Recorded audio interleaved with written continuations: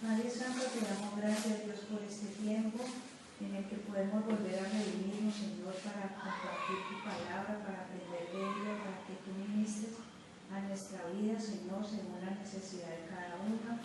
Te damos gracias, Dios, por la vida, por estar aquí entre nosotros, pues tu palabra dice que donde hay dos o más en tu nombre, tú estás allí en medio de ellos, Señor. Gracias porque lo creemos y por eso lo confesamos, Señor.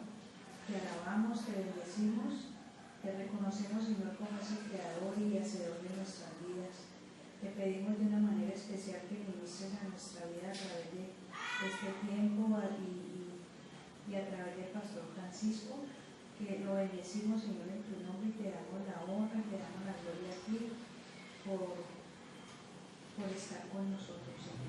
Te pedimos también una bendición especial para todas nuestras familias, nuestros hogares, Señor, y a unas personas que no han podido venir, doña Lidia, que está con su esposo operado, Señor, te pedimos que les bendigas, que le ayudes a él a superar, Señor, ese tiempo de posoperatorio.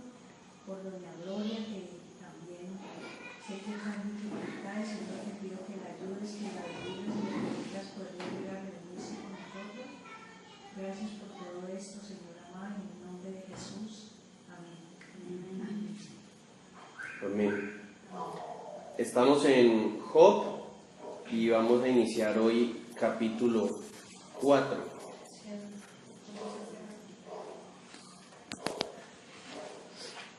Job capítulo 4, y quiero recordar un poco que la semana pasada hablamos de la importancia de ser buenos acompañantes de las personas en sus tragedias, de cómo las expresiones de nuestras tragedias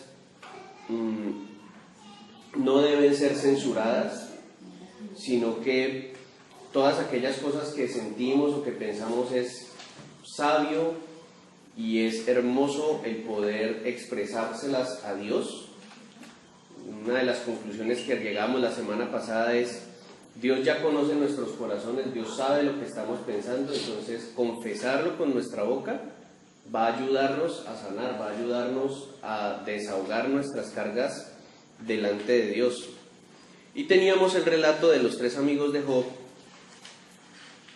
en silencio con él durante 7 días, después de los cuales Job fue quien habló y expresó todo su sufrimiento.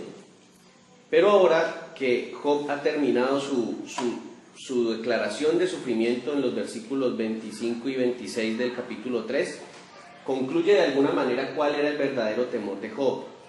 Dice: porque el temor que me espantaba me ha venido y me ha acontecido lo que yo temía. No he tenido paz, no me aseguré ni estuve reposado. No obstante me vino turbación. El rey David decía en sus salmos: Señor, regrésame el gozo de tu salvación. Esa era una de las expresiones del rey David alguna vez. Y eso significa que para nosotros como personas cristianas, como personas que buscamos de Dios, cuando nuestro mayor temor, y volvemos como al tema de cómo el libro de Job nos confronta nuestra identidad en Cristo, nos confronta nuestra identidad espiritual, es entender que el mayor temor verdaderamente de una persona cristiana, de una persona que tiene una vida espiritual con Dios, no es la pérdida ni de la familia, ni de los bienes materiales, ni de aún de la salud, de ninguna forma de bienestar, sino que el mayor temor de una persona verdaderamente cristiana debe ser el sentir que Dios no está con él, el sentir que no hay esa comunión con Dios.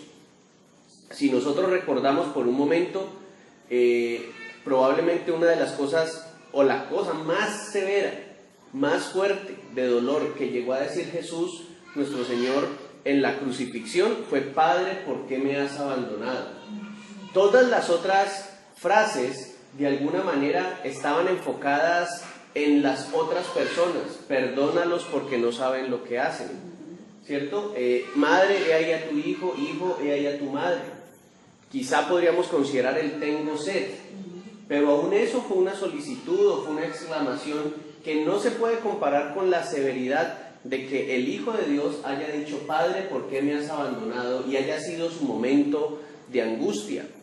Algunos dicen, y yo personalmente creo que eso es muy viable, algunos dicen que el sufrimiento de Jesús en Getsemaní, en el huerto mientras oraba, no se debía tanto a la tortura física que sabía que iba a pasar, seguramente era parte de su temor, y no lo estoy predicando ni estoy diciendo yo creo firmemente esto, sino que le estoy diciendo algunas personas, uno de los puntos de vista que dan sobre la angustia de Cristo en Getsemaní, es que dicen que el asunto es que él sabía que llegado cierto punto de la crucifixión, todo el pecado del mundo iba a estar sobre él y que por tanto en ese momento el Padre y él tendrían que separarse, es decir, su comunión se iba a fragmentar, se iba a perder temporalmente y que lo que más le angustiaba a él era la idea de sentir algo que a nosotros los seres humanos muchas veces nos aterra y es soledad. Entonces, imagínense, y yo siento que Job de alguna manera lo está diciendo acá. Job se queja de todo, del día de su nacimiento, lo leímos la semana pasada, pero dice finalmente en el versículo 25 y 26, porque el temor que me espantaba me ha venido, y me ha acontecido lo que yo temía, no he tenido paz. Y Dios es nuestra paz. Nuestra comunión con Él es nuestra tranquilidad por encima de todo. Y Él dice, no, me ha acontecido lo que yo temía, no he tenido paz, no me aseguré ni estuve reposado. O sea, dejé de sentirme a salvo y dejé de sentirme en reposo. Ahora he entrado en angustia, ahora he entrado en la sensación de que qué pasó, porque es que incluso vimos que en el capítulo 3 Él clama por su propia muerte, Él clama de que ojalá no hubiera nacido. Y en un clamor tan desgarrador vimos además una cosa, y es que Dios no respondió. Es decir, Dios no le concedió la muerte, Dios no cambió la situación, Dios no modificó el tiempo para afectar su nacimiento, para evitar que Él naciera, Dios no se apareció en medio de su angustia. Es sorprendente porque uno escucha entonces, uno diría, ¿qué le diría el cristianito de hoy a Job? Le diríamos esas palabras bíblicas que dicen, clama a mí y yo te responderé. ¿Quién no estaba clamando sino Job en ese momento? Y la respuesta de Dios fue el silencio. La respuesta de Dios a Job fue el silencio. Y desde el parámetro de un hombre angustiado como Job, ese silencio no era una respuesta, ese silencio era probablemente un causante de mayor miedo. Dios no me oye, Dios no me está determinando, Dios está ignorándome. Y esa es su angustia. Y de acuerdo con la palabra podemos entender que el verdadero máximo temor que debería tener el ser humano sería ese, perder su comunión con Dios, no otro. ¿Dolerle la pérdida de otras cosas? Claro que sí. Estudiamos la semana pasada, Job tenía derecho a sentir dolor de todas sus pérdidas, pero mire que lo que en realidad a él le estaba quitando la paz era que todo eso parecía indicar que Dios había dejado de estar sobre su vida, y esa fue su angustia. Ahora en el capítulo 4, Elifaz, uno de los amigos que había estado en silencio, y voy a decirlo así porque así lo dice uno de mis pastores favoritos, uno de mis conferencistas favoritos, uno de los hombres que hasta ese momento sabiamente había escogido guardar silencio, ahora rompe su silencio, y cuando rompemos el silencio, pues corremos el riesgo de perder la actitud de sabiduría. No sé si alguna vez han escuchado que hay un dicho popular, creo, más o menos, dice algo así como es mejor parecer tonto estando callado que abrir la boca y confirmarlo. O sea, la gente lo ve a usted callado y dirá, este señor que era que es tonto, y abrió la boca y dijo una bobada y dijo, sí, definitivamente es que es tonto. O sea, es más viable pasar por sabio estando callado, el señor no dijo nada, ni se inmutó, que cuando abrimos la boca muchas veces para decir lo que no es. Así que Elifaz en este momento va a abrir la boca y va a correr el riesgo de perder ese toque sabio que tuvo durante 7 días al guardar respetuosamente silencio. Dice entonces respondió Elifaz temanita y dijo, si probáremos a hablarte, te será molesta. ¿Usted alguna vez ha sentido eso? Cuando la otra persona está tan angustiada que usted dice, no, pero ¿y qué le puedo decir? Sí. O cuando usted mismo es el que está pasando situación y alguien le dice, ¿me permitís decirte una cosa? Y uno inmediatamente piensa como, ¿y con qué tontería me irá a salir ese? ¿Con qué pañito de agua tibia me irá a hablar? Conchada. ¿Con qué? Sí. Versículo 2, si probáremos a hablarte, te será molesto, pero ¿quién podrá detener las palabras? He aquí, tú enseñabas a muchos. Y es hermoso lo que estamos por leer porque es una expresión y vamos a ver que Job no era solamente un hombre adinerado y próspero, sino que era un hombre con sabiduría y respetado por la comunidad. He aquí, tú enseñabas a muchos y fortalecías las manos débiles. Al que tropezaba, enderezaban tus palabras y esforzabas las rodillas que decaían. O sea, podemos pensar en Job como un sacerdote en su comunidad, como esa persona a la que los demás cuando estaban en dificultad, en tristeza, en depresión, en situaciones difíciles, pedían consejo a él y resultaban que salían efectivamente animados, fortalecidos, con el deseo de seguir adelante. Así que podríamos incluso pensar más razones aún para que la gente comprendiera el por qué Job era un hombre próspero, porque era un hombre a quien evidentemente también Dios le había dado sabiduría. Me gusta que pensemos en la posibilidad en este momento de imaginarnos o de recordar de pronto algún pastor, alguna persona que hemos considerado nuestro líder espiritual en algún momento y que ha pasado por dificultades y que siendo pastor no se salva tampoco, o precisamente es más aún el blanco de las murmuraciones de mira, y si es el pastor, ¿por qué le pasó semejante desgracia? Y si es el pastor, ¿por qué se enfermó de esta manera? Y si es el pastor, ¿por qué perdió las propiedades que tenía? Y si es el pastor, ¿por qué se está enfermando tanto? Y si es el pastor y esto, y entonces empezamos a acusar, debe ser que está mal en su comunión con Dios, porque es que el pastor o el líder espiritual no se salva de esas murmuraciones. Y aquí tenemos que Job, más allá de la prosperidad financiera y más allá aún de los sacrificios que hacía diariamente, también era un hombre que era santo, es decir, era servidor para las demás personas. Así que, versículo 5, Elifaz continúa diciendo, mas ahora que el mal ha venido sobre ti, te desalientas, y cuando ha llegado hasta ti, te turbas. En otras palabras, usted aconsejaba antes a los demás y los fortalecía, y ahora usted mismo no está siendo capaz de mantenerse el ánimo arriba como usted se lo mantenía a los demás. Y eso sí que es hermoso, cuando nosotros podemos recordar que aún las personas que nos enseñan y nos predican tienen la misma condición de nosotros, la condición humana, y que aún en los momentos difíciles también entonces necesitamos ¿quién? Consejo, compañía, abrazos, apoyo y aún que nos recuerden las cosas que diríamos nosotros a usted cuando usted es el que está pasando por la dificultad. Alguna vez yo le decía a alguien cristiano, a una persona cristiana, le contaba una situación difícil y una tristeza que estaba viviendo y al final le dije a esta persona, ¿qué opinas? Y me dijo, pues pastor, si no sabe usted, ¿qué voy a saber yo? Y yo decía, pero es que eso no es lo que estoy buscando, o sea, yo estaba buscando, o sea, hábleme, dígame, y luego, no, pues yo no sé, pues usted nos ha enseñado que hay que orar y descansar en el Señor, y desahogar nuestras cargas delante de Él, y cuando esta persona me empezó a decir esas cosas, yo dije, ay, verdad, yo he enseñado eso. Créanme que en ese momento de dificultad yo no recordaba ese parámetro tan evidente y aparentemente tan obvio de debería ir a orar. Claro, en el momento yo estaba pasando dificultad. Uno aplicaría el dicho, ¿no? Los médicos también se enferman. O sea, yo también estaba enfermo. Así que hablé con esta persona y dijo, y muchas gracias, en una llamada, colgué el teléfono, me fui a orar y yo, sorpresa, funcionó. Es decir, ay, el consejo, claro, ¿verdad? Me había olvidado de esta parte, porque yo estaba pasando la dificultad. Y cuando uno está pasando la dificultad, no siempre recuerda las palabras que han dado ese ánimo. Ahora, el versículo 6 es una confrontación. ¿No es tu temor a Dios tu confianza? ¿No es tu esperanza la integridad de tus caminos? Recapacita ahora qué inocente se ha perdido y en dónde han sido destruidos los rectos.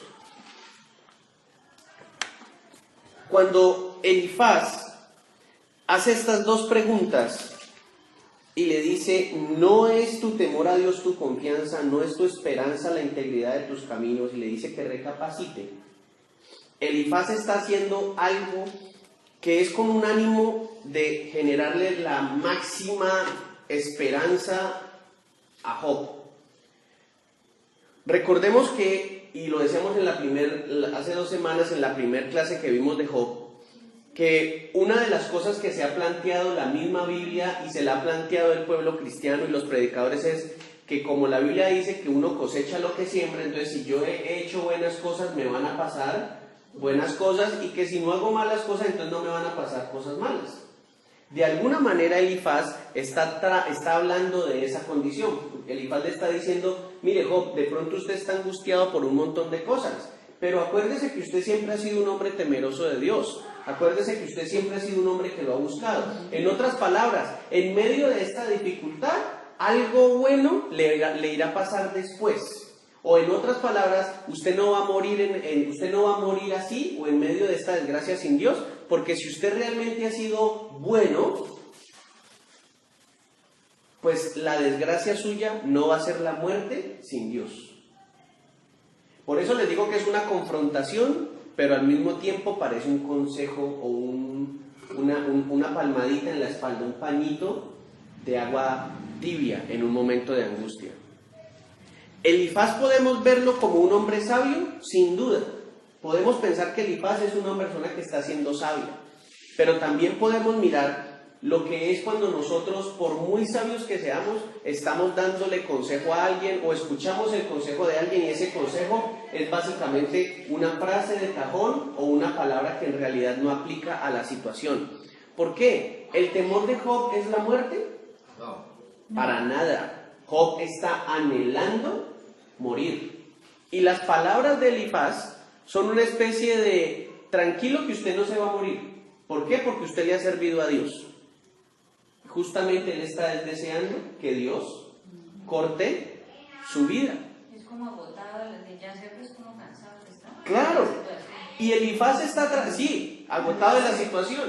Y pues el dolor físico. Claro, es que no era una situación fácil. Yo creo que Job no podía dormir muy bien tampoco por la piquiña de esa psoriasis, o sea, todas las cosas que le estaban pasando eran muy complicadas. Volvemos al caso, ¿no? Es cuando la persona está en el hospital, el abuelito de 98 años, está en el hospital conectado a aparatos, con el deseo ya de partir, y la familia diciendo, doctor, haga lo que tenga que hacer, pero sálvelo. Y el abuelito, hombre, ya, en serio, dejen. Es como él diciéndole, bueno, no era usted el hombre que tenía tanta fe en Dios, entonces ¿por qué se oprime de un momento a otro, cierto? Claro. Por eso digo de que es como la frase de cajón, que aparentemente es sabia, pero que en realidad en ese momento no apoya. En ese momento no te apoya. Porque es que la persona está anhelando el final de su sufrimiento y la otra persona le está diciendo, fresco que usted va a seguir viviendo. ¿Te imaginas estar en la camilla de un hospital en una enfermedad gravísima? Imaginémonos una lepra. Una persona que se le va a ir desprendiendo la carne poco a poco y que el médico le diga, pero fresco que hoy en día con los tratamientos usted puede durar con esta lepra por ahí 10 años. Eso es como le tiraran a un salvavidas. Y el problema fuera que usted estuviera rodeado de tiburones con hambre. Ese sería el problema, ¿verdad? Tirémosle un salvavidas y está rodeado de tiburones con hambre. Y dice, venga, pero es que el salvavidas en sí no me ayuda con el problema que yo tengo. O sea, el consejo de Elifaz es el consejo de, pero mire que usted ha sido bueno, usted ha tenido en Dios su confianza y usted ha sido, según usted ha sido íntegro en sus caminos, o sea que usted esto no lo va a matar, fresco. Y resulta que Job lo que está anhelando es, ojalá algo me matara. Ojalá algo me matara. Como que usted, es como cuando uno termina con la novia, estaba bien enamorado, uno cree que era el amor de su vida, está llorándola porque le puso los cachos y llega alguien y le dice, pero fresco hermano que hay muchos peces en el mar. Y uno, hombre, pero es que en el momento uno no está pensando en que hay muchos peces en el mar, uno está pensando en la obsesión que tiene en que era ella, exacto, no en los peces sino en la sardina que tenía. No, en el tiburón que se acaba de ir. Sí, claro. O que es que el que llegó era un tiburón más grande y dijo, a ver pues, aquí evacuemos. Claro, entonces miremos que las palabras de Elifaz son ese consejo, pero son ese consejo como que en realidad no es lo que yo quiero escuchar, ni es lo que estoy necesitando. Pero miremos el versículo 8 y vamos a entender más las palabras de Elifaz. Dice, como yo he visto los que harán iniquidad y siembran injuria, la ciegan. Perecen por el aliento de Dios y por el soplo de su ira son consumidos. Los rugidos del león y los bramidos del rugiente y los dientes de los leoncillos son quebrantados. El león viejo perece por falta de presa y los hijos de la leona se dispersan.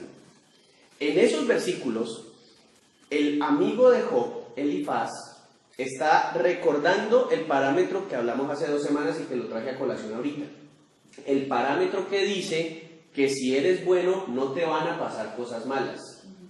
Pero Elifaz en medio de todo está diciendo también, pero mire, tarde o temprano al que hace mal, mal le va a ir. Porque yo he visto a los que harán iniquidad y siembran injuria, la ciegan. Es decir, al que hizo cosas malas, malas cosas le van a ocurrir. Malas cosas le van a ocurrir.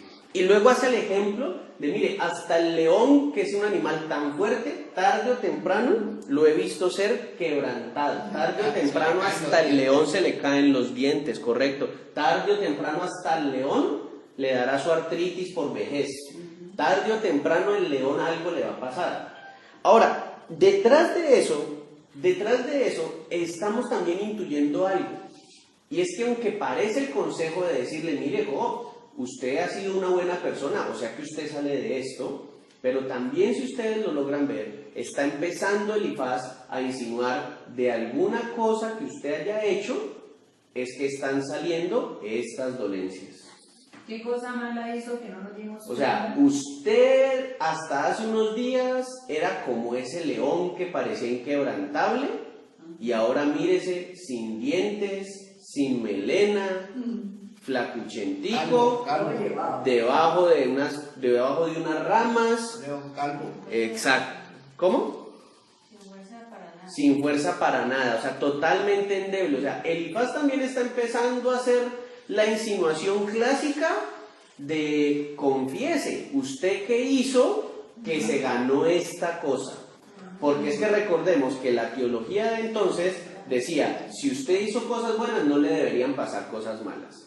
De pronto, pastor, él cómo sería con los hijos, porque ahí también hay que ver cómo Buen sería. padre, él era buen padre. Pero él dice que los hijos tomaban, hacían cosas, No. y él no los amonestaba. No, lo que dicen es que los hijos todos los días hacían banquete. Y banquete es que todos se reunían a comer juntos. Ah, pero no No, los hijos no. De hecho, miren la sabiduría de Job. Y él oraba por lo que hacían los hijos. Correcto. De hecho, miremos de hecho, Job dice que él oraba cuando presentaba sacrificios, capítulo 1, dice que él presentaba sacrificios por si alguna cosa habrían hecho. En otras palabras, como hasta donde yo veo, no están haciendo cosas malas, pero como por si acaso. O sea, la camándula. ¿Sí? O sea, la camándula. La esta de voy a orar para que le vaya bien en la entrevista. O sea, hasta donde yo sé, mi hijo es muy inteligente y le va a ir bien en la entrevista, pero pues echémosle un rosario como por si acaso y le damos más fuerza. Echémosle una ayudita. ¿Ya? ¿Han visto esa contradicción, no? Que a veces hay. Sí. Como no, y mi hijo se graduó de la universidad gracias a todas mis oraciones. Y me dice, hombre, pero yo puse tiempos de estudio, yo estudié, yo le metí ganas. No, pero entonces hay como ese jueguito. Job da a entender de que sus hijos estaban bien, pero él dice que pero como por si acaso. Ahora, ¿en qué otra cosa podemos notar que Job era un buen esposo y un buen padre seguramente? Cuando la esposa le dice maldice a Dios y muérete,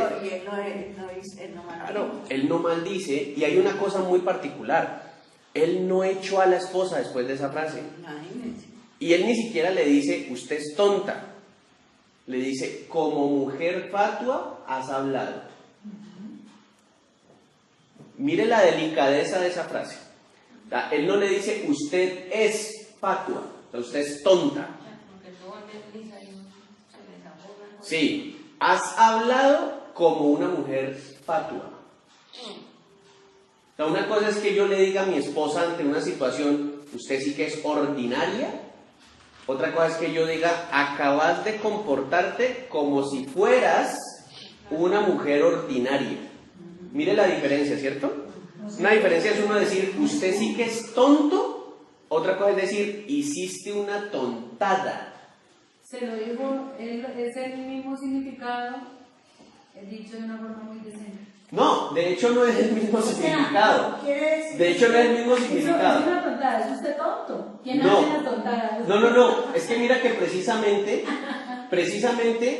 por ejemplo, trayendo a colación, Walter Rizzo, un psicoterapeuta que es experto en temas de autoestima, dice que las personas que cuando cometen un error dicen, yo tan bruto, yo tan bobo, yo tan torpe, son personas que efectivamente con el paso del tiempo de decírselo se lo van creyendo y su autoestima empieza a decaer y efectivamente empiezan a ser más torpes con el tiempo porque se han ido metiendo en la cabeza, es que como yo soy torpe, es que yo sí que soy torpe, es que yo sí que soy torpe. Igual te Rizzo, uno de los pasos necesarios para que una persona mejore su amor propio es reconocer que cuando se equivoca es humano y lo que debe decir es, me equivoqué, cometí una equivocación. Entonces el problema es la equivocación, no que yo sea un tonto. Entonces como no, hice una tontería, más eso no me convierte en un tonto, porque un tonto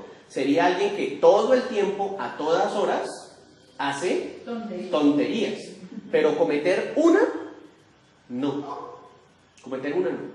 Nosotros tenemos el fútbol en Colombia. Falcao no hace gol en un partido y él no por eso ha dejado de ser un goleador. Un crack. O sea, a nosotros nos define más todo lo que hacemos constante que las excepciones. Pero lo que nosotros a veces resaltamos es la excepción en lugar de la norma.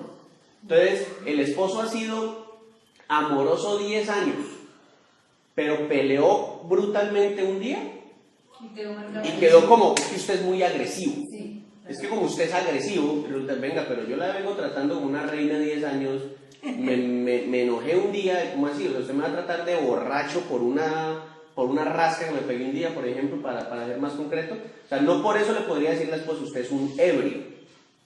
Pero la esposa, sabiamente, al estilo de Job, le podría decir, ayer que te pasaste de tragos, te comportaste como uno de esos hombres que son borrachos. ¿Uno en qué ve la sabiduría de Job entonces? En que Job, incluso en un momento tan angustiante, siguió tratando a su esposa, en términos nuevotestamentarios, como a vaso más frágil. Respetó todo el tiempo. Sí, mire que la sorpresa de nosotros es esa. Nosotros decimos, todos los que hemos leído Job alguna vez, hemos dicho, pero esa señora, el otro bien mal y le sale con esas. En otras palabras, la sabiduría que Job tenía para tratar a su esposa claramente no la tenemos nosotros.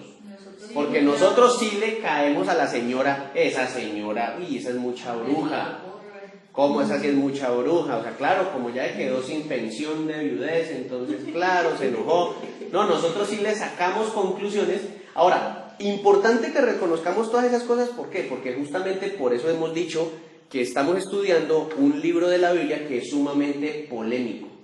Polémico. Mi amor, ¿ibas a decir algo? El significado del fato.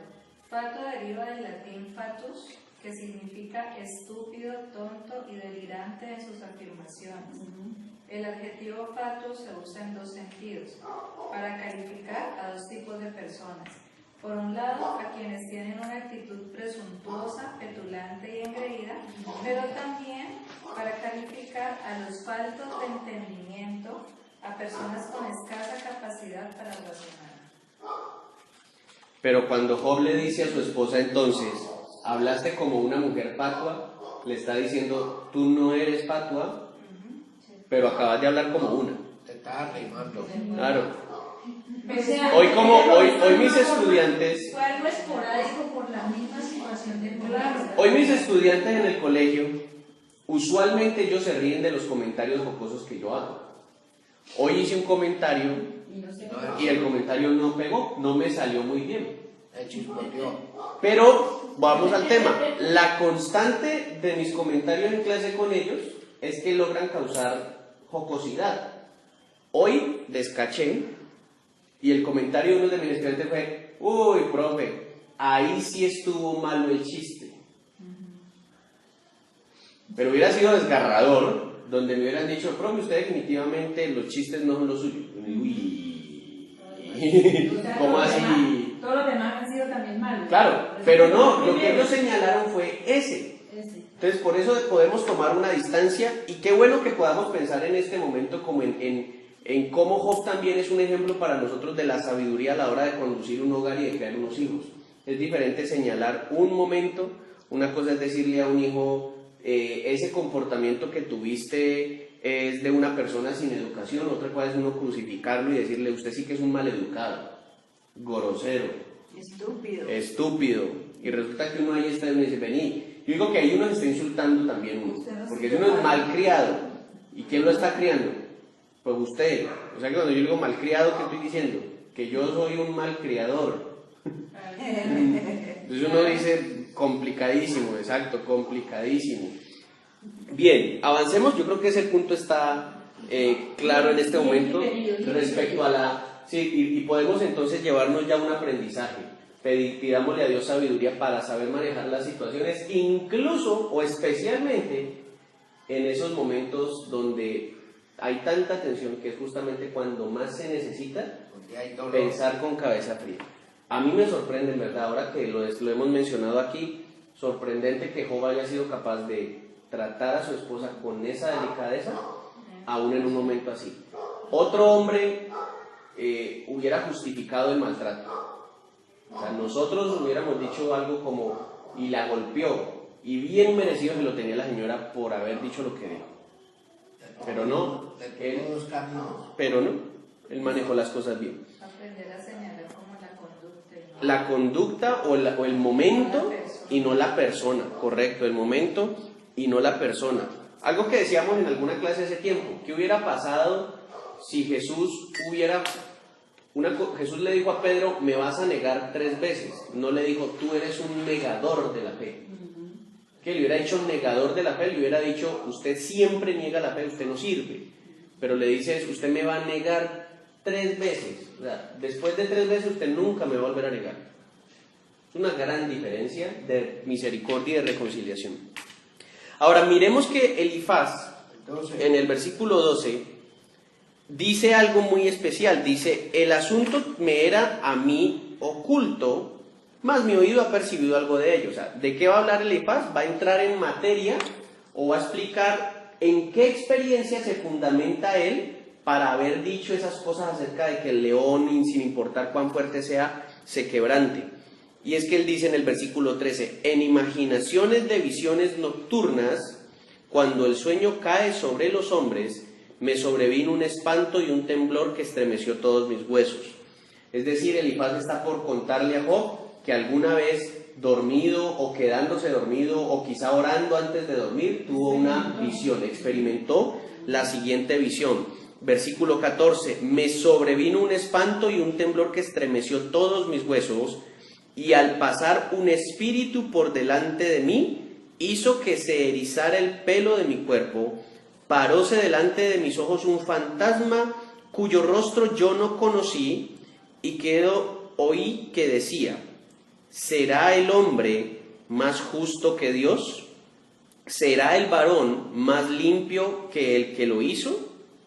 He aquí en sus siervos no confía, y notó necedad en sus ángeles, cuanto más en los que habitan en casas de barro, cuyos cimientos están en polvo y que serán quebrantados por la polilla. De la mañana a la tarde son destruidos y se pierden para siempre, sin haber quien repare en ello. Su hermosura no se pierde con ellos mismos y mueren sin haber adquirido sabiduría. Es muy relevante que nosotros veamos otro punto profundamente controversial. Que Dios nos dé la posibilidad de experimentar una visión es de, primero, resaltar la misericordia de Dios por permitirnos experimentar algo así, porque recordemos que todo es por su gracia. Pero segundo, que habría una responsabilidad, y yo la pongo en hombros de Elifaz en este momento, y es también es necesario pedir a Dios la sabiduría para comprender lo que hemos visto. Elifaz está utilizando esta visión en la que este espíritu, este fantasma, le dice a él: ¿será el hombre más justo que Dios? ¿Será el varón más limpio que el que lo hizo? Y Elifaz está utilizando esta visión y lo que él entendió de ella para justificar todo ese discurso acerca de que, para insinuar que Job algo había hecho. Elifaz está utilizando esta visión para decir: mire Job, usted no puede ser más justo que Dios y usted no puede ser más limpio que el Dios que lo hizo. Y a eso podemos decir claramente: amén. Yo no puedo ser más justo que Dios, yo no puedo ser más limpio que el que me hizo. Ahora, me gusta porque lo que sigue en la visión es que dice: mire, Dios mismo sabe que entre sus ángeles hay ángeles que lo traicionaron y fueron expulsados del cielo.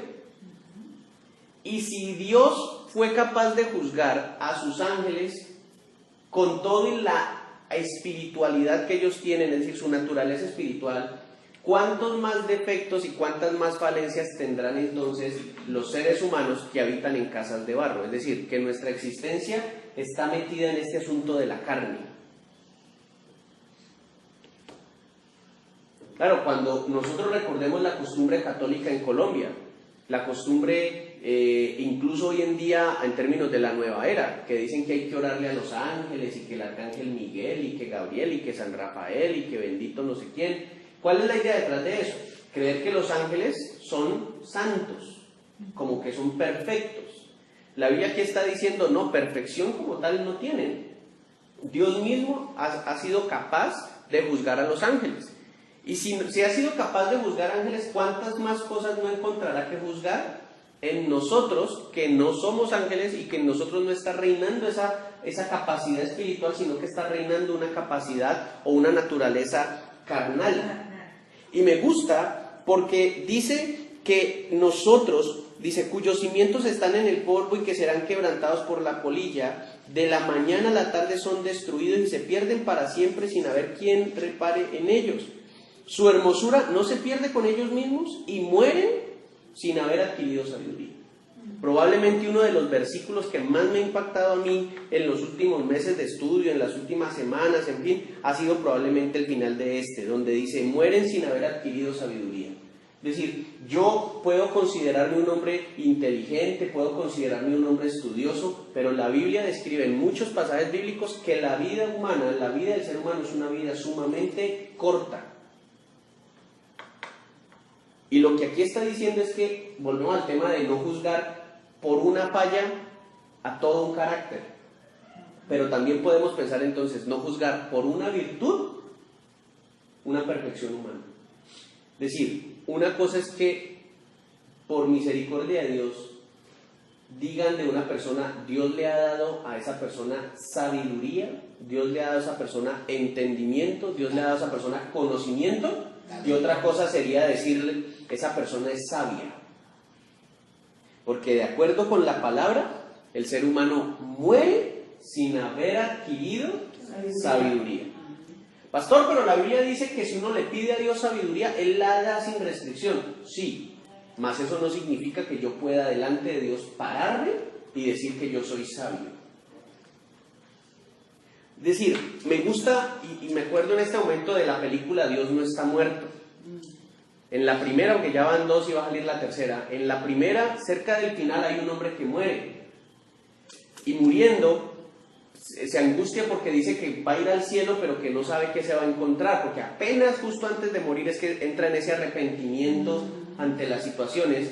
Pero el pastor que está en ese momento asistiéndolo en su momento de muerte, ese pastor con sabiduría, le dice: no te preocupes, en contados instantes tú vas a saber más de Dios que cualquiera de nosotros que se queda acá.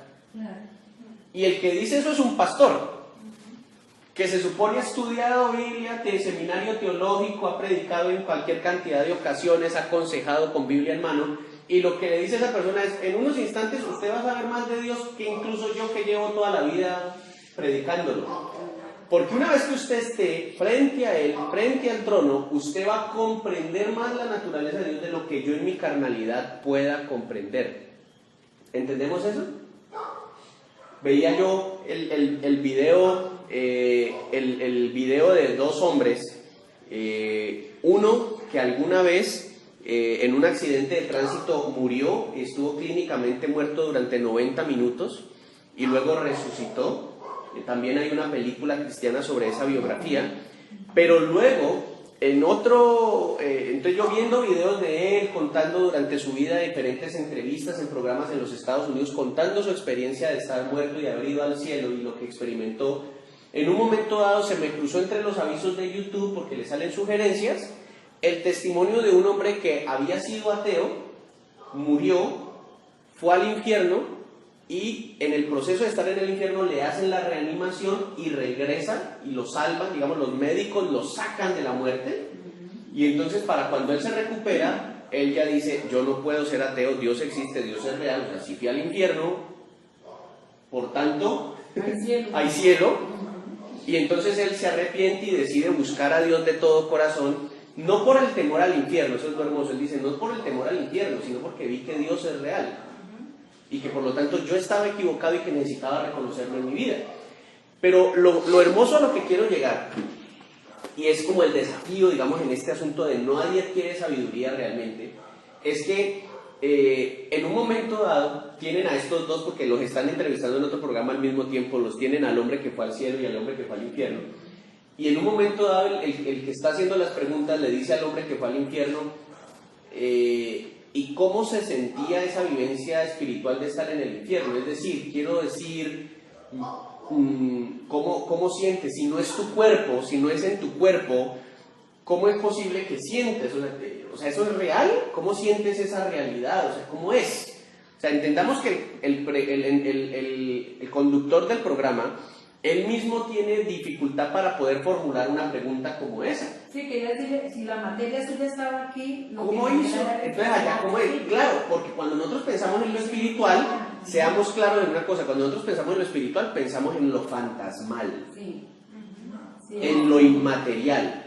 Pero me encantó porque en cuanto él termina como, digamos, medianamente de formular la pregunta, no solo el que había ido al infierno, sino el que fue al cielo, ambos voltean y sin haberse, digamos, preparado previamente, ambos contestan, eso es más real aún. Y entonces el tipo dice, ¿cómo así? Y él dice, sí. Y cuando ellos dicen eso, yo seguí escuchando la entrevista, recordé que en la Biblia el apóstol Pablo habla de el Dios que creó lo visible a partir de lo invisible. Entonces cuando yo pensaba en lo visible a partir de lo invisible, desde ese parámetro, ¿qué sería más real? ¿Lo visible o lo invisible? Lo invisible. Lo invisible es más real que lo tangible. Lo que yo no puedo tocar es más real en realidad que aquello que sí puedo tocar.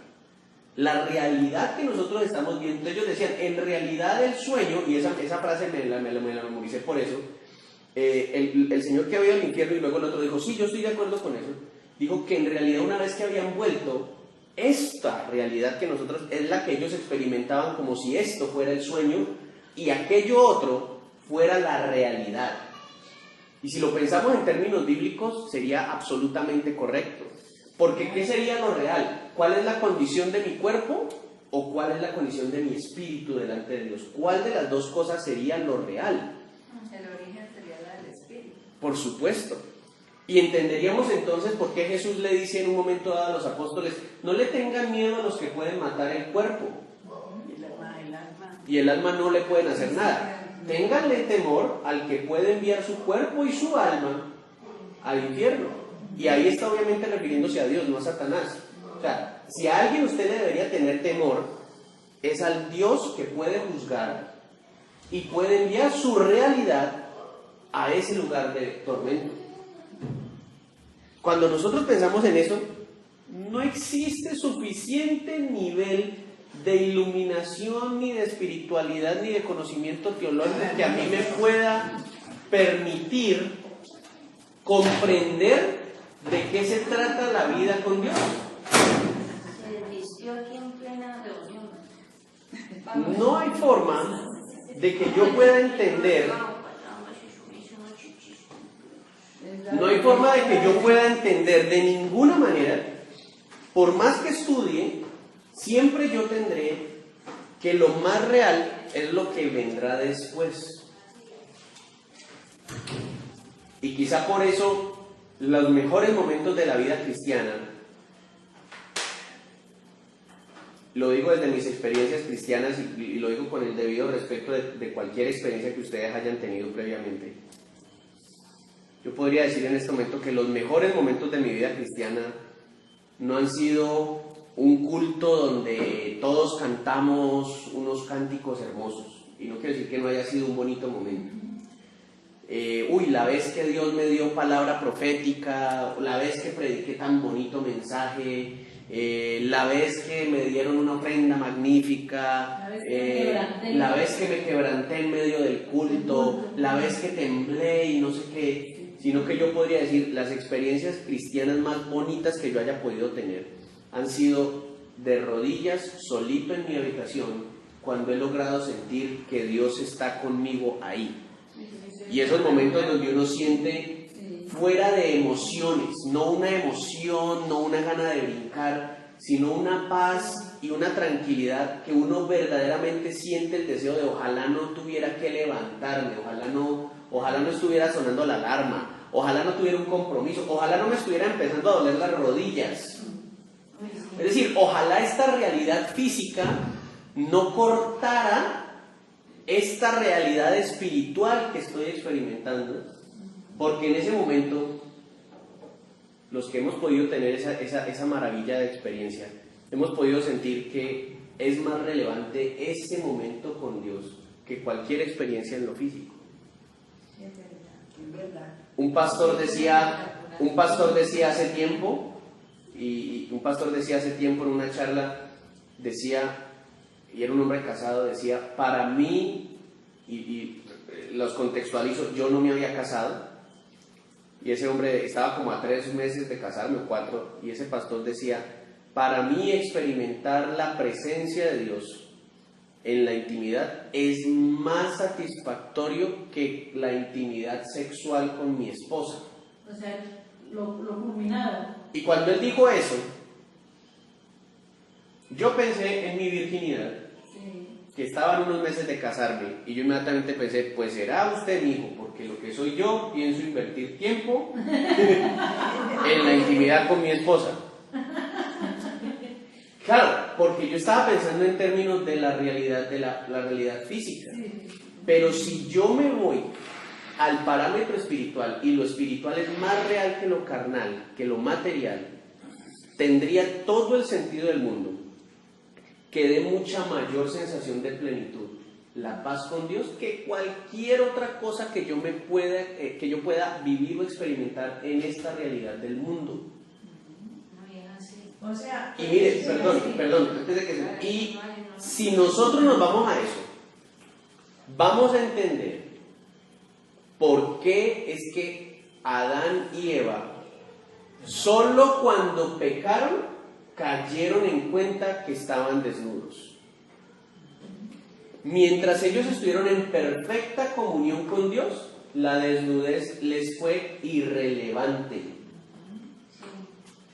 Sí, ellos se avergonzaron sobre ese impacto de que... En el momento en que ellos pierden la comunión con Dios, empiezan a percibir más la realidad física que la espiritual. ¿Qué es una vida cristiana? ¿Para qué es la vida cristiana? Para que yo me alinee cada vez más con Dios y aprenda a ver las cosas cada vez más como Dios las ve. Y por lo tanto, eso solo lo puedo ver con lo espiritual, no con lo físico, no con lo carnal. Material. Mientras Adán y Eva estaban en armonía con Dios, no había problema. Cuando perdieron esa comunión, notaron la desnudez. Pastor, ¿es que estaban ciegos? No, siempre se habían visto desnudos, pero nunca le habían puesto morbo, nunca habían reparado ese hecho, nunca les había parecido relevante la situación de la desnudez. Solo cuando estamos en lo espiritual, como Jesús lo estuvo, es que podemos, en medio del altercado, en medio de que nos abofetean, poner la otra mejilla. Cada vez que usted lee un principio bíblico y usted dice, uy, no, pero eso sí está muy difícil, adivine qué parte suya es la que está reaccionando cuando dice, uy, no, pero eso sí yo no creo que yo sea capaz. La física, la carnal, la del ego humano, la del orgullo. Pero cuando nosotros reaccionamos ante las situaciones con la realidad y el parámetro de Dios, podemos saber de que en ese momento nuestra comunión con Dios, al menos en ese aspecto, está operando correctamente, está alineado con Dios. Así que podemos pensar que aunque Dios es grande y maravilloso, aunque Dios estaba en silencio, Dios no se había apartado de Job, porque cuando la mujer de Job fue a decir algo tan horrible, la respuesta de Job fue la respuesta de un hombre espiritual, no la de un hombre carnal. Sí, porque le hubiera podido insultar. De todas formas. Yo le hubiera brincado encima y le hubiera restregado mis oídas a esa señora.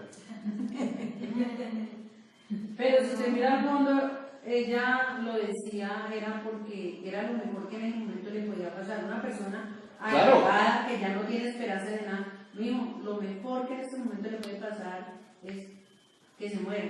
Claro, por supuesto, estamos de acuerdo y eso lo hablábamos hace 2 semanas.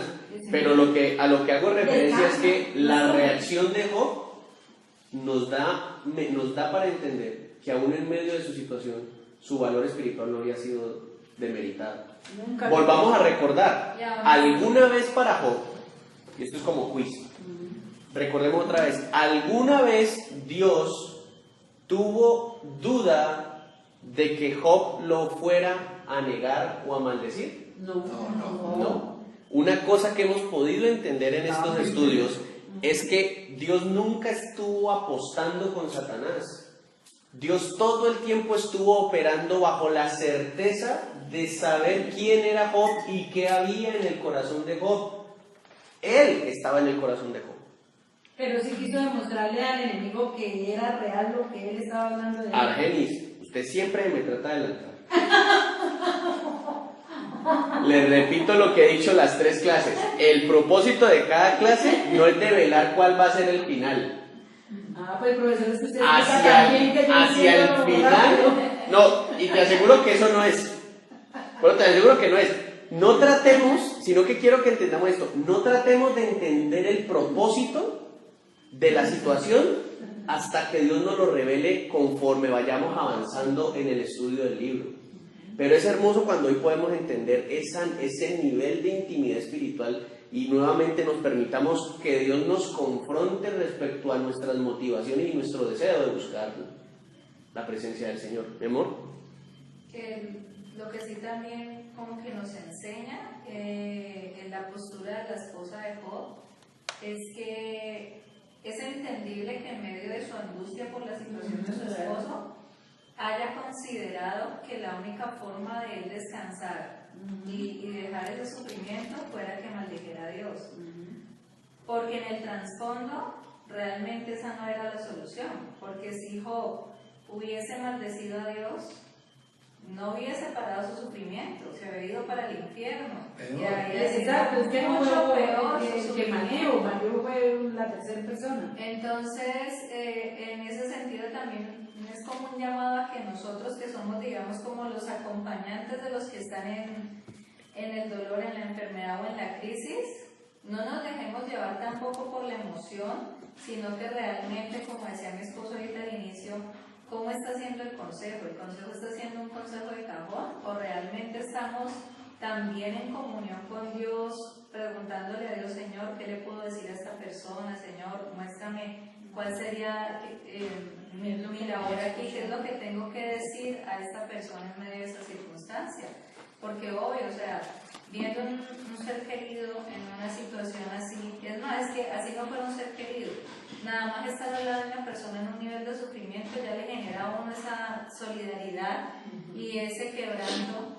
Entonces, ¿qué pasa? Muchas veces por esa emoción no somos sabios y terminamos diciendo o dando el consejo que no es. Nosotros lo experimentamos hace poquito cuando Mari enferma, ¿no? Elisa. Mari enferma y don Eduardo prácticamente agonizando en la clínica.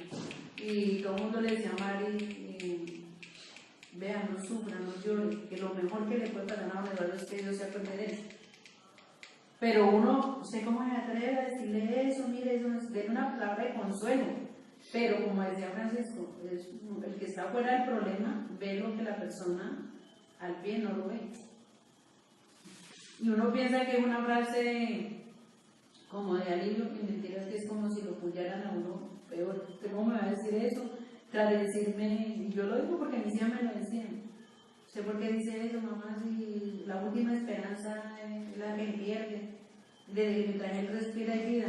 Pero no, sabía que veía las cosas con más lógica. Entonces, eso pasa siempre que hay un enfermo en una casa. Nunca uno quiere ver la realidad. Es cierto.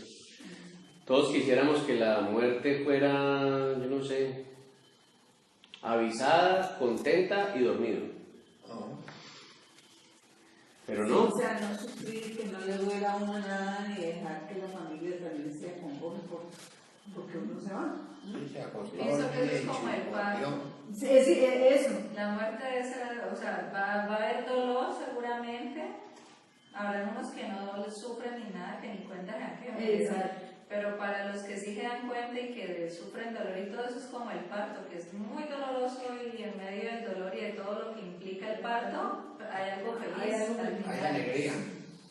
Y es algo así, o sea, el dolor y todo realmente O pasa. sea, primero, rapidito. Sí. Alguien decía alguna vez, y me llamaba mucho la atención la idea, y es que escribía alguien así como una idea sueltica por ahí en las redes sociales y decía, va a haber algún momento donde cerrarás los ojos por última vez, pero al abrirlos experimentarás por completo otra realidad. Me gustaba esa idea, como la idea de voy a parpadear en realidad. O sea, nosotros al ser querido lo vemos cerrar los ojos y que no los vuelve a abrir, pero para el ser querido en realidad él parpadeó, cerró aquí y cuando abrió estaba experimentando la eternidad. Nosotros somos los que estamos en el sueño, como decían estos señores. Este es el sueño, la realidad es la otra. Esto es algo, estamos peregrinos aquí, esto es un paso aquí, pero la realidad es lo que decía, lo espiritual. Sí. Como los amigos míos, como los amigos misioneros, que cuando ellos decían, cuando alguno de ellos moría, ellos nunca decían murió, ellos decían se fue a casa, o sea, ya volvió a donde pertenece realmente, ya volvió realmente a donde pertenece. Yo creo que por hoy ha estado bien. Importante que entendamos entonces que Elifaz está tratando de ser un buen amigo, de todas maneras está tratando de dar consejo, pero importante que también miremos la relevancia pues de buscar sabiduría, aún para interpretar aquellas cosas que Dios nos muestra, aún para aconsejar. Vamos a entender esto y pídanle a Dios sabiduría en este aspecto. Toda la palabra de Dios, toda la Biblia, dice la palabra, toda la palabra es inspirada por Dios. Pero entendamos también al mismo tiempo que aunque la palabra de Dios es verdad, no todo lo que está escrito en la Biblia es cierto. ¿A qué me refiero? ¿El amigo de Job dijo esas cosas? Sí. Eso es verdad, él dijo esas cosas. Ahora, ¿él estaba en lo correcto al decirlas? No. Es decir, lo que él dijo no era verdad, no era lo correcto. No era lo correcto. Él tenía una comprensión incompleta de la realidad. Empecemos por una cosa supremamente básica. Hasta este momento, ni Job ni Elifaz tienen idea de que antes de que todo eso empezara, Satanás había estado hablando con Dios acerca de tocar la vida y los bienes de Job. Con ese pedacito que Elifaz supiera, Elifaz no dice nada de lo que dijo. Con ese pedacito que supiera, no había dicho nada, absolutamente nada de lo que estaba diciendo. Y ese es un punto final para esta noche, y es también cuando nosotros tenemos que pedir mucha sabiduría a Dios para controlarnos de evaluar situaciones propias y ajenas, a menos de que tengamos verdaderamente toda la información al respecto, porque es muy fácil desde afuera sin conocer toda la verdad. Y mire que Elifaz probablemente pensó, aún con Biblia en mano, pero es que si Dios a los justos los bendice, no les trae dificultades.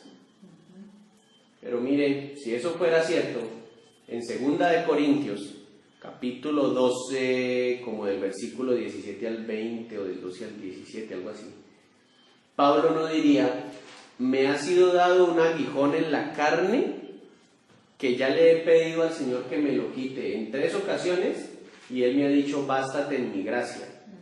Y si usted revisa ese contexto en 2 de Corintios 12, usted va a encontrar que Pablo dice que ese aguijón le fue dado por Dios para que él no se fuera a crecer en su sabiduría. En otras palabras, para que no dejara de depender de él. O sea, que en el momento en que Pablo hubiera sido sabio como lo fue, lleno de la sabiduría que Dios le dio, con fuerza física y salud plena, probablemente eso sabía Dios de que eso iba a hacer que él se enalteciera y se olvidara de buscar a Dios. Pero el dolor en su enfermedad física hacía que él tuviera que volver a arrodillarse delante de Dios a decirle, Señor, dame fuerzas para seguir adelante a pesar de este dolor. En otras palabras, es maravilloso cuando Dios nos da inmerecidamente un dolor, pero que ese dolor es por nuestro bien. Amén. Que en últimas no es tan inmerecido, porque pues, si es para que yo no me enaltezca, pues entonces sí me lo merezco, porque quiere decir que si no lo tuviera, pues...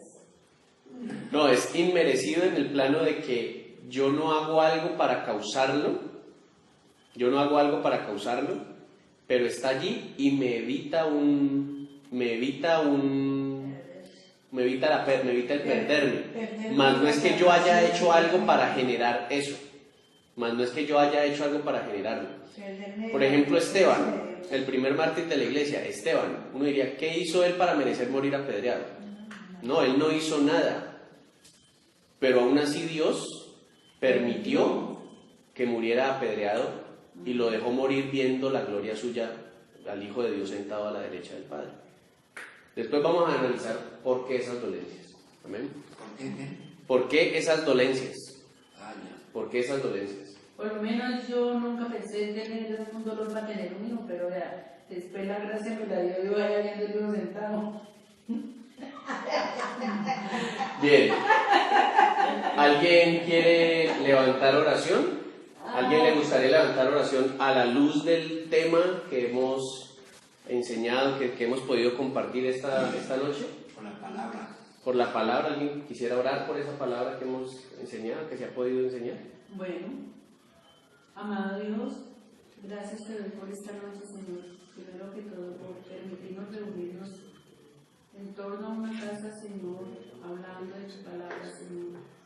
Gracias porque cada día el Señor nos cautiva con sabiduría los ejemplos que están en este libro, Señor, sabio para algunos, Dios.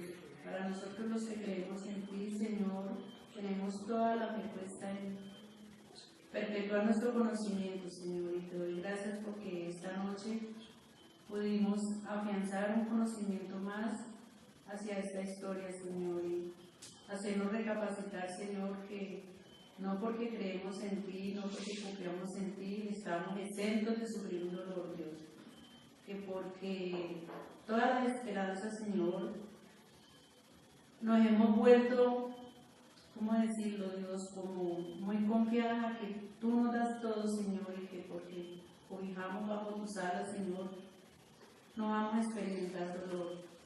Por el contrario, Señor, hemos entendido de que todo viene de ti por un conocimiento, porque nos toca padecerlo para después, en la realidad, Señor, saborear la felicidad. Te doy gracias, Señor, porque cada día, Señor, aprendo más de ti, Señor, y que ojalá que esta fe que yo deposito cada día en este libro, Señor, me haga grande, Señor, en conocimiento para poder compartir más allá estas historias con mi familia, Señor, y que te doy gracias por este pastor que en amenas charlas nos hace confiar, Señor, y a creer en lo que está escrito. Amado Dios, gracias por este día y pongo en tu mano esta noche, Señor. Que se haga tu voluntad y no la mía, del Padre Santo. Amén y amén. Amén. Oremos. Padre Santo, te damos gracias, Dios, por este tiempo en el que podemos volver a reunirnos, Señor, para compartir tu palabra, para aprender de ella, para que tú ministres a nuestra vida, Señor, según la necesidad de cada uno. Te damos gracias, Dios, por la vida, por estar aquí entre nosotros, pues tu palabra dice que donde hay dos o más en tu nombre, tú estás allí en medio de ellos, Señor. Gracias porque lo creemos y por eso lo confesamos, Señor. Te alabamos, te bendecimos, te reconocemos, Señor, como ese creador y hacedor de nuestras vidas. Te pedimos de una manera especial que ministres a nuestra vida a través de este tiempo y a través del pastor Francisco, que lo bendecimos, Señor, en tu nombre, y te damos la honra, te damos la gloria a ti por estar con nosotros, Señor. Te pedimos también una bendición especial para todas nuestras familias, nuestros hogares, Señor, y a unas personas que no han podido venir, doña Lidia, que está con su esposo operado, Señor, te pedimos que les bendigas, que le ayudes a él a superar, Señor, ese tiempo de posoperatorio. Por doña Gloria, que también sé que están dificultades, Señor, te pido que la ayudes, que la bendigas y le permitas poder venir a reunirse con nosotros. Gracias por todo esto, Señor amado, en el nombre de Jesús. Amén. Amén. Estamos en Job y vamos a iniciar hoy capítulo 4.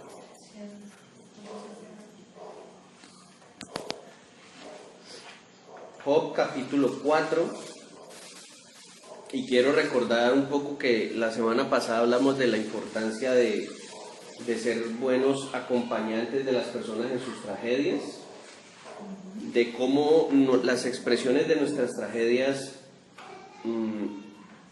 no deben ser censuradas, sino que todas aquellas cosas que sentimos o que pensamos es sabio y es hermoso el poder expresárselas a Dios.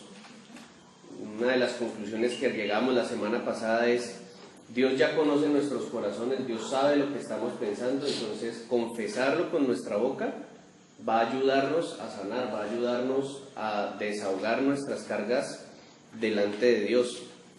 Y teníamos el relato de los 3 amigos de Job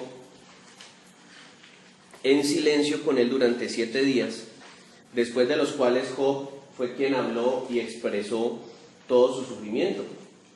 Pero ahora que Job ha terminado su declaración de sufrimiento en los versículos 25 y 26 del capítulo 3, concluye de alguna manera cuál era el verdadero temor de Job.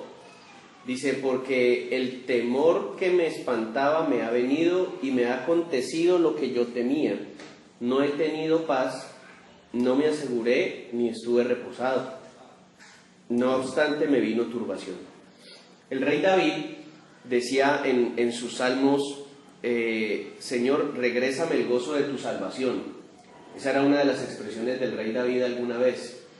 Y eso significa que para nosotros como personas cristianas, como personas que buscamos de Dios, cuando nuestro mayor temor, y volvemos como al tema de cómo el libro de Job nos confronta nuestra identidad en Cristo, nos confronta nuestra identidad espiritual, es entender que el mayor temor verdaderamente de una persona cristiana, de una persona que tiene una vida espiritual con Dios, no es la pérdida ni de la familia, ni de los bienes materiales, ni de aún de la salud, de ninguna forma de bienestar, sino que el mayor temor de una persona verdaderamente cristiana debe ser el sentir que Dios no está con él, el sentir que no hay esa comunión con Dios.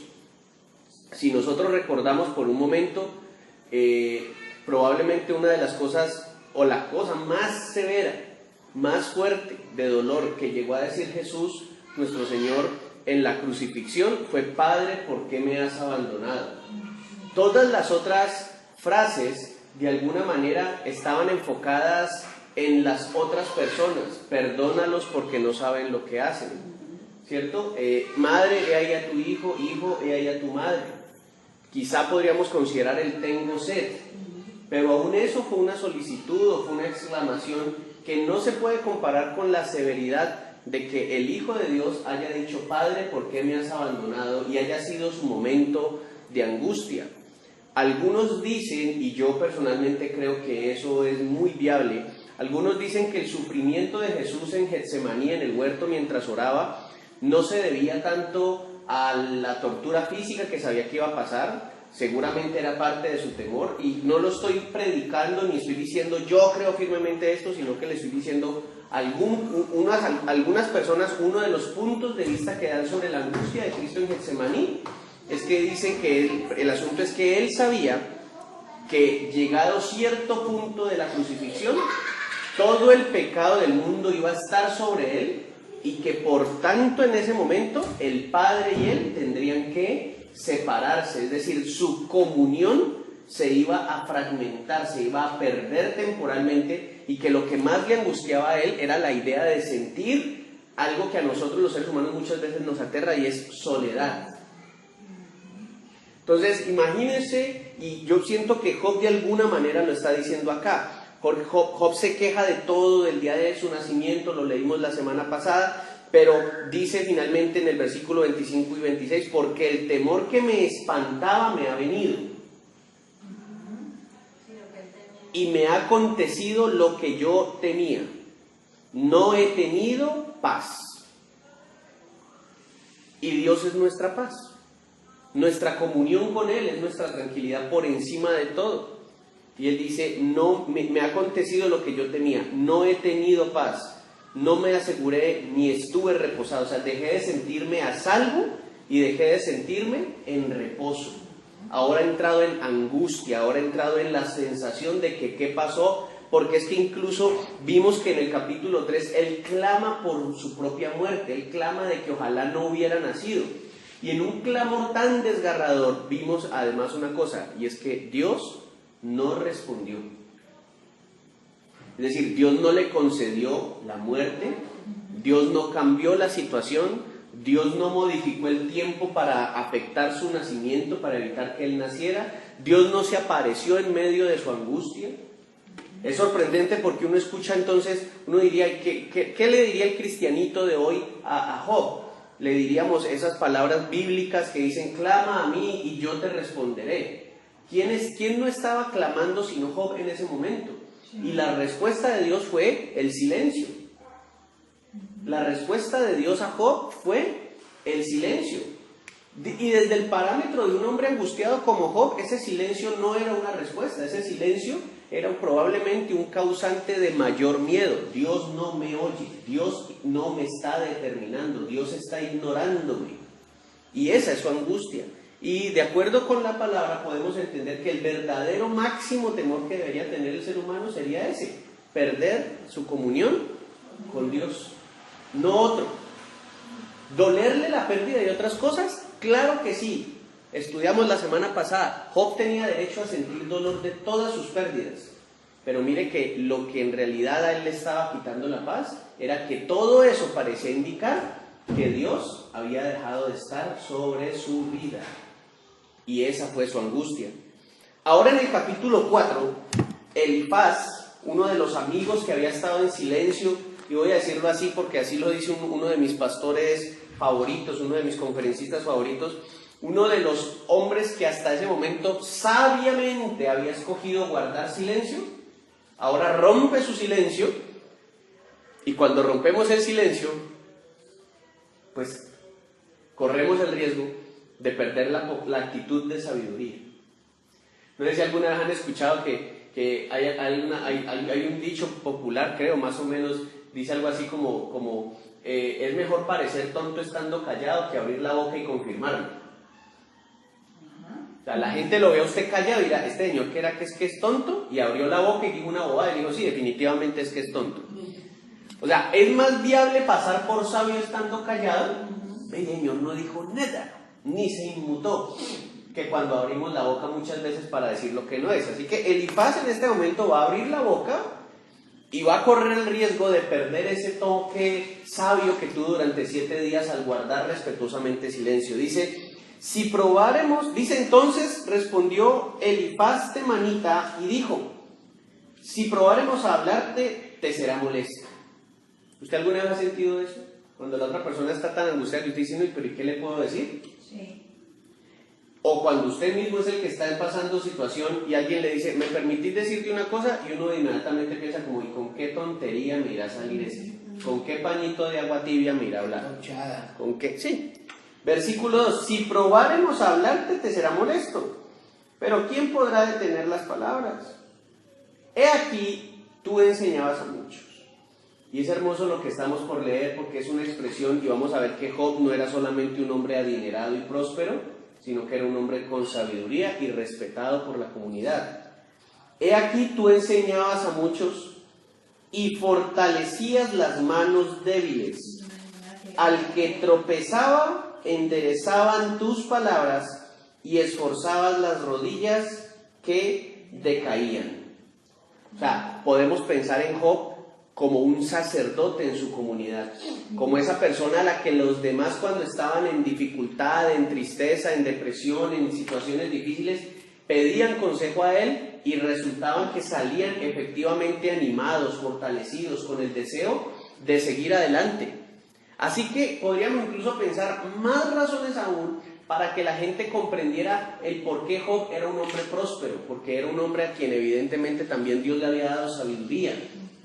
Me gusta que pensemos en la posibilidad en este momento de imaginarnos o de recordar de pronto algún pastor, alguna persona que hemos considerado nuestro líder espiritual en algún momento y que ha pasado por dificultades y que siendo pastor no se salva tampoco, o precisamente es más aún el blanco de las murmuraciones de mira, y si es el pastor, ¿por qué le pasó semejante desgracia? Y si es el pastor, ¿por qué se enfermó de esta manera? Y si es el pastor, ¿por qué perdió las propiedades que tenía? Y si es el pastor, ¿por qué se está enfermando tanto? Y si es el pastor y esto, y entonces empezamos a acusar, debe ser que está mal en su comunión con Dios, porque es que el pastor o el líder espiritual no se salva de esas murmuraciones. Y aquí tenemos que Job, más allá de la prosperidad financiera y más allá aún de los sacrificios que hacía diariamente, también era un hombre que era santo, es decir, era servidor para las demás personas. Así que, versículo 5, Elifaz continúa diciendo, mas ahora que el mal ha venido sobre ti, te desalientas, y cuando ha llegado hasta ti, te turbas. En otras palabras, usted aconsejaba antes a los demás y los fortalecía, y ahora usted mismo no está siendo capaz de mantenerse el ánimo arriba como usted se lo mantenía a los demás. Y eso sí que es hermoso, cuando nosotros podemos recordar que aún las personas que nos enseñan y nos predican tienen la misma condición de nosotros, la condición humana, y que aún en los momentos difíciles también entonces necesitamos ¿quién? Consejo, compañía, abrazos, apoyo, y aún que nos recuerden las cosas que diríamos nosotros a usted cuando usted es el que está pasando por la dificultad. Alguna vez yo le decía a alguien cristiano, a una persona cristiana, le contaba una situación difícil y una tristeza que estaba viviendo, y al final le dije a esta persona, ¿qué opinas? Y me dijo, pues pastor, si no sabe usted, ¿qué voy a saber yo? Y yo decía, pero es que eso no es lo que estoy buscando. O sea, yo estaba buscando, o sea, hábleme, dígame luego, no, pues yo no sé, pues usted nos ha enseñado que hay que orar y descansar en el Señor para desahogar nuestras cargas delante de Él. Y cuando esta persona me empezó a decir esas cosas, yo dije, ay, verdad, yo he enseñado eso. Créanme que en ese momento de dificultad yo no recordaba ese parámetro tan evidente y aparentemente tan obvio de debería ir a orar. Claro, en el momento yo estaba pasando dificultad. Uno aplicaría el dicho, ¿no? Los médicos también se enferman. O sea, yo también estaba enfermo. Así que hablé con esta persona y dijo, y muchas gracias, en una llamada, colgué el teléfono, me fui a orar y yo, sorpresa, funcionó. Es decir, ay, el consejo, claro, ¿verdad?